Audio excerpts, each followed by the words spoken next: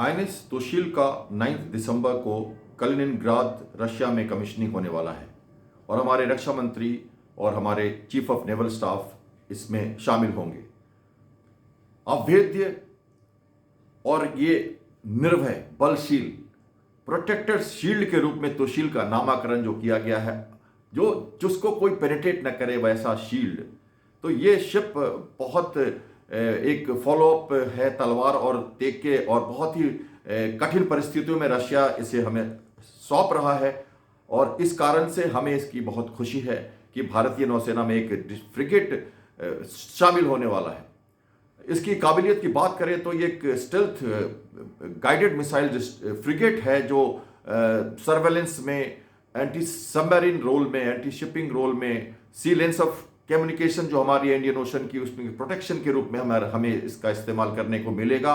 और इसमें advance weaponry technology और भारत की निर्मित 33 सिस्टम्स और 23% इंडिजिनस कंपोनेंट के साथ ये रशिया और भारत के कोऑपरेशन का एक बहुत ही शानदार नमूना कहा जा सकता है।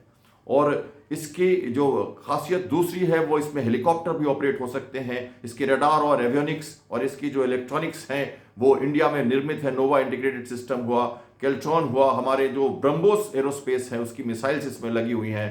तो हमारे टेक्निकल पर्सनल वहाँ जाके लगातार इसमें काम करते रहे हैं और इसकी मिसाइल अब हम देखेंगे जब इंडियन ओशन के वेस्टर्न फ्लीट में ये शामिल होगा और वहाँ से ऑपरेशनली रेडी होकर आएगा, क्योंकि इसकी ट्रायल्स वगैरह सब कंप्लीट हो चुकी है और एक तरह से ये रेडीमेड शिप आएगा।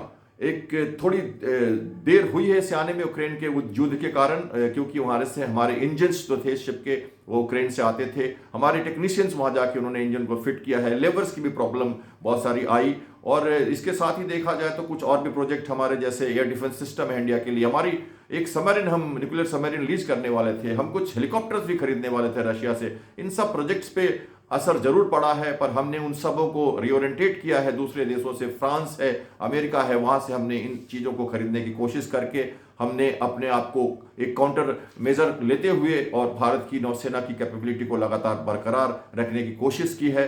तो आईएनएस तुशील और इसके बाद आईएनएस तमाल भी बनने वाला है। वहाँ पे ये लास्ट शिप होंगे रशिया में और किसी भी फॉरेन कंट्री के शिपयार्ड में। इसके बाद भारत सारे सरफेस शिप्स इंडिया में बनाएगा और 2 ऐसे और भी शिप गोवा शिपयार्ड में बनने वाले हैं जिनकी प्रोग्रेस बहुत अच्छी चल रही है। उनकी सपोर्ट लाइसेंसिंग मिल चुकी है और सपोर्ट और उनका जो लॉजिस्टिक सपोर्ट है और स्पेयर पार्ट्स है वो सारी चीज़ें वहाँ से आ रही हैं और वो एक अच्छी मुकाम पे उसकी प्रोग्रेस हम मान सकते हैं। तो आईएनएस तुशील और आईएनएस तमाल भारतीय नौसेना में शामिल होने के बाद इस यहाँ के रीजनल जो स्टेबिलिटी है, हमारी जो स्ट्रैटेजिक रीच है इंडियन ओशन की, ब्लू वाटर कैपेबिलिटी जो हमारी नौसेना बनती जा रही है, उसमें ये एक नया पैगाम होगा, एक नया पायदान स्थापित करेगा और अपनी एडवांस टेक्नोलॉजी और अपनी वेपन पावर्स के कारण एक पावर प्रोजेक्शन भी इंडियन ओशनिक रीजन में भारतीय नौसेना और भारत की तरफ से लगातार दे सकेगा।